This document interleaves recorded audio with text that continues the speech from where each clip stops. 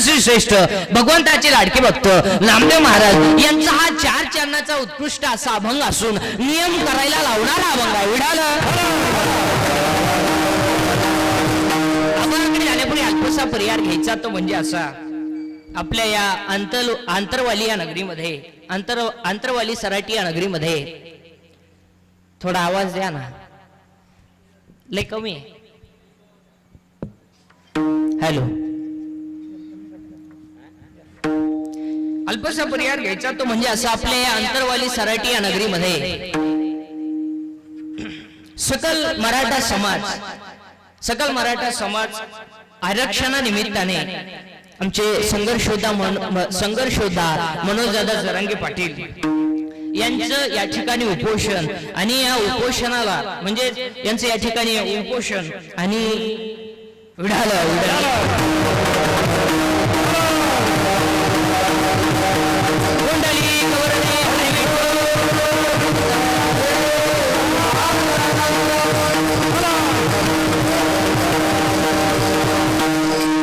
मनोजदादा पाटील यांचं या ठिकाणी उपोषणानिमित्ताने उपोषण या ठिकाणी चालू आहे. कितवा दिवस आहे आजचा? 3रा दिवस आहे. पोटात अन्न पाण्याचं कण सुद्धा नाही. म्हणून आपण सरकार मायबापाला एकच विनंती करू की आमच्या सरकार मायबापाकडे एकच विनंती करू की लवकरात लवकर आरक्षण देऊन आमच्या दादांचं उपोषण तुम्ही लवकरात लवकर सोडवा. सरकार मायबापाकडे विनंती करू की लवकरात लवकर तुम्ही आमच्या दादांचं उपोषण सोडवा. कारण आम्हाला आरक्षणापेक्षा आम्हाला आमचे दादा सगळ्यात पहिले महत्वाचे. हो, आमचे दादा सगळ्यात पहिले महत्वाचे. एक वाक्य सांगू, अरे लाख मेले तरी चालतील पण लाखाचा पोशिंदा जगला पाहिजे. हो, लाख मेले तरी चालतील पण लाखाचा पोशिंदा जगला पाहिजे. हो, आरक्षणापेक्षा आम्हाला आमचे दादा सगळ्यात जास्त महत्वाचे. आमचे दादा सगळ्यात जास्त महत्वाचे. अरे एवढे मोठे गाव फिरलो, एवढे सप्ताह, 7 दिवसाचे सप्ताह झाले, 9 दिवसाचे सप्ताह झाले, 15 दिवसाचे सप्ताह झाले, एका महिन्याचे सुद्धा सप्ताह झाले, पण 1 वर्ष होऊन झाले, 1 वर्ष पलटून गेला तरी सुद्धा सप्ताह चालूच आहे. हे सगळ्यात मोठा म्हणजे जगातल्या सगळ्यात 1 नंबरचा आणि जगातल्या सगळ्यात मोठा रेकॉर्ड फक्त आंतरवाली सराटीचाच आहे. आता तरी आज कितवं कीर्तन असेल? आंतरवाली सराटी नाही, ही प्रति पंढरपूर आहे.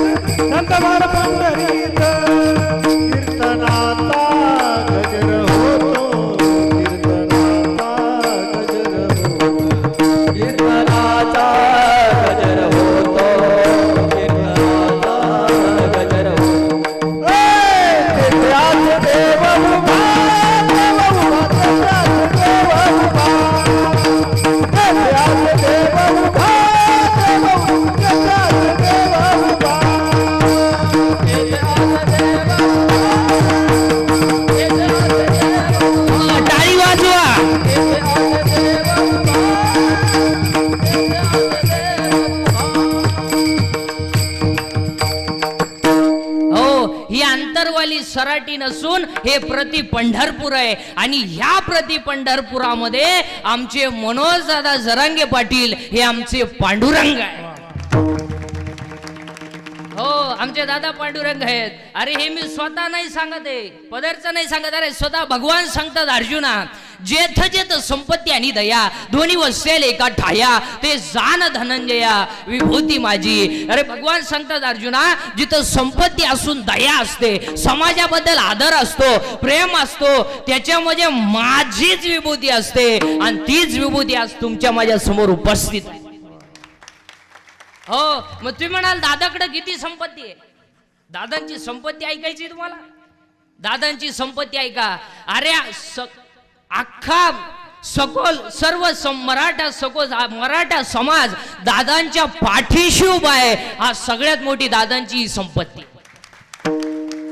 सर्व मराठा समाज हा दादांच्या पाठीशी उभा आहे. ही दादांची सगळ्यात मोठी संपत्ती आहे. आणि दादांकडे दया किती आहे. अरे प्राण गेला तरी चालेल, पण मी माझ्या मराठा मायबापांना आरक्षण दिल्याशिवाय राहणार नाही. ही दादांच्या अंतःकरणातली असणारी दया आहे. हो, त्यांच्या अंतःकरणातली असणारी दया आहे, म्हणून तर ते आपले पांडुरंग आहे. हो, म्हणून तर आपले पांडुरंग आहे. आणि या प्रति पंढरपुरामध्ये या पांडुरंगाची सेवा करण्याचा योग मला मिळाला, हे माझं सगळ्यात मोठं परम भाग्य आहे. दुसरा मुद्दा असा की सुंदर असं या ठिकाणी या कार्यक्रमाचं आयोजन सर्व गावकरी मंडळींनी केलंय. एवढा मोठा सप्ताह आहे आपलं. हा, एवढा मोठा आपला सप्ताह आहे. विढाल एवढा मोठा आपला सप्ताह आहे, म्हणून एवढं सुंदर असं या कार्यक्रमाचं आयोजन आपल्या अंतरवाली सराटीतील सर्व गावकरी मंडळींनी केलंय. तसेच आमचे ज्यांच्यामुळे या ठिकाणी येण्याचं योग आला, ज्यांच्यामुळे तो माईबापांचा सेवा करण्याचा जो योग आला, ते म्हणजे आमचे महाराष्ट्रातील सुप्रसिद्ध कीर्तनकार असे असणारे, महाराष्ट्रातील नामवंत कीर्तनकार आमचे महादेव महाराज गिरी असतील. आमच्या गिरीबाबांमुळे या ठिकाणी येण्याचा योग आला. तसेच आमचे गोड मृदंगमणी काय नाव, हा आकाश महाराज आहेत. गोड असे मृदंगमणी आहेत. इकडे आमचे गोड गाणारे आमचे नारायण महाराज आहेत. आमचे रामेश्वर महाराज आहेत. ज्ञानेश्वर महाराज आहेत. इकडे आमचे काका आहेत. काकासाहेब महाराज आहेत. विनेकरी बाबा आहेत. इकडे आमचे गणेश महाराज आहेत. आमचे दुसऱ्यांदा गाठे. हो, सुंदर असे या ठिकाणी या कार्यक्रमाचं आयोजन केलंय. सगळ्या मंडळींना धन्यवाद. आणि कीर्तनाला सुरुवात. विढाल मंडळी गवरदे हरी विठ्ठल.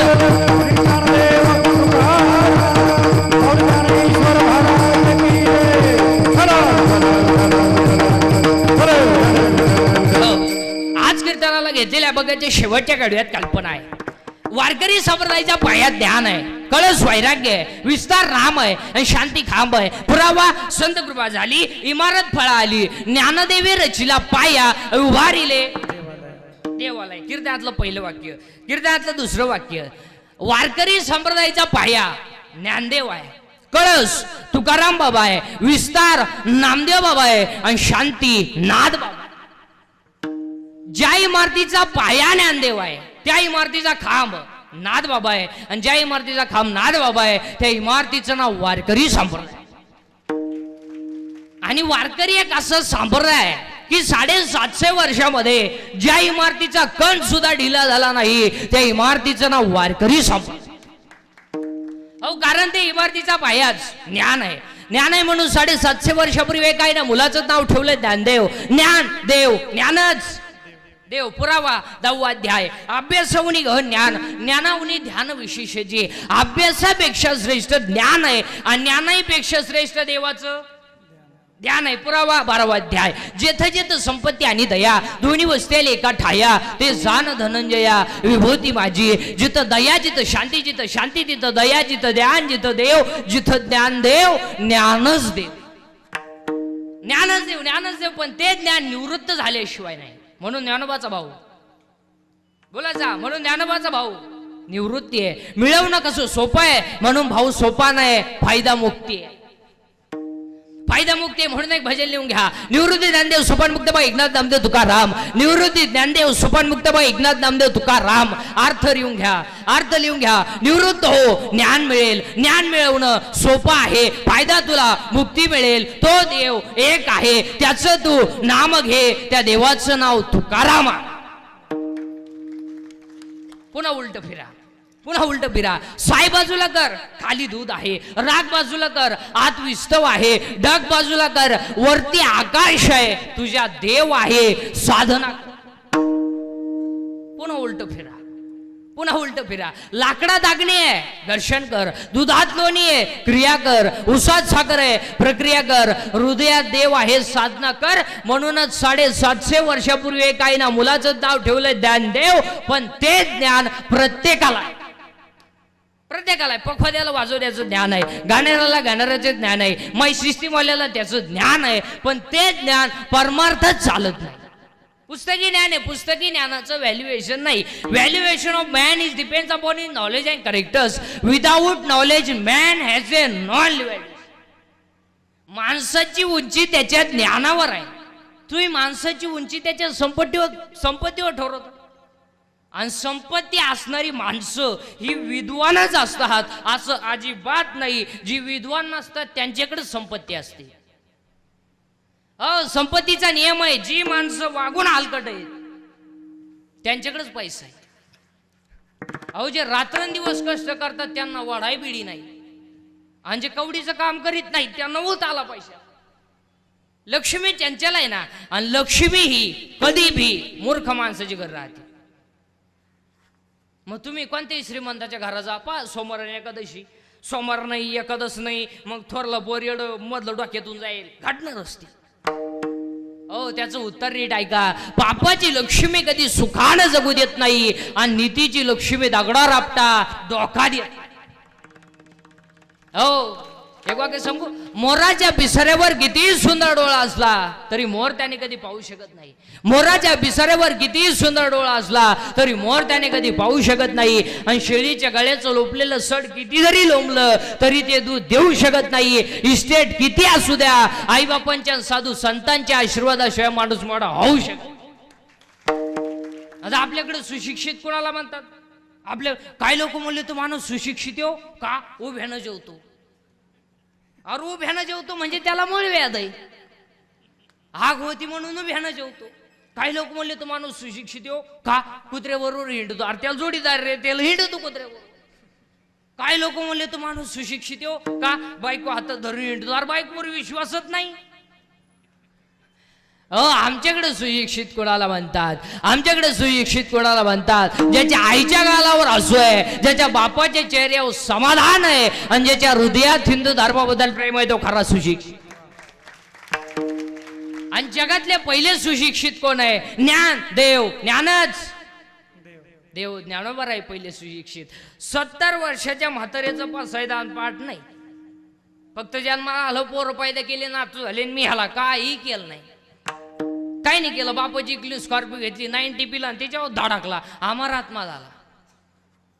काही नाही केलं. बापाचा गुण ठाईकला, स्कॉर्पिओ घेतली, हायवेनं गेला, धाब्यावर जेवला, 90 मारली, कॉकटेल झालं, डिवायडर मधून आत गेला, जाग्यावर मेला. तरी माणसं म्हणली एक सच्चा दिलदार व्यक्ती गेला. या असेच महाराज आहे. एकदा नीती घासाळी ना तर माणसाचं काहीच जायला लागत नाही, आपोआप जातं ते. आता एक वाक्य सांगू का. हायवेच्या कडेला ज्यांनी जमिनी विकल्यात आणि ज्यांनी विकत घेऊन हॉटेल टाकलेत, त्या जमिनीचे मालक त्या हॉटेलमध्ये वेटर आहे. जमीन विकून ज्यांनी हॉटेल टाकले त्या जमिनीचे मालक त्या हॉटेलमध्ये वेटर. आणि तो बसणाराला विचारतो, हो वडा आणू का पाव आणू? जमिनीचा मालक तुम्ही पहा महाराज. आपल्या गावात जेवढी जेवढी श्रीमंत माणसं आहेत ना, कोट्याधीश, याकाला घरी चहा नाही. सगळी गरीबाचा चहा प्याला हॉटेल पुढे पाहतो मी. कडक कपडे घालणार, चहा द्या भाऊ.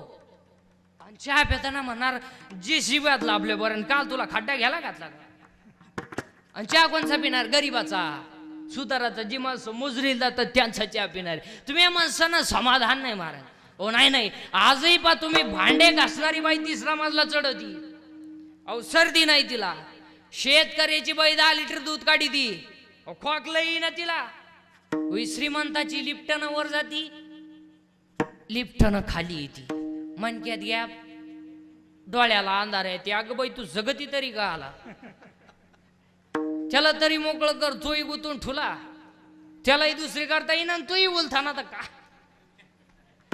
करील ते काय नो हे महाराज, करील ते काय नो हे महाराज, करील ते काय नो हे महाराज, करील ते काय नो हे महाराज, करील ते काय नो हे महाराज.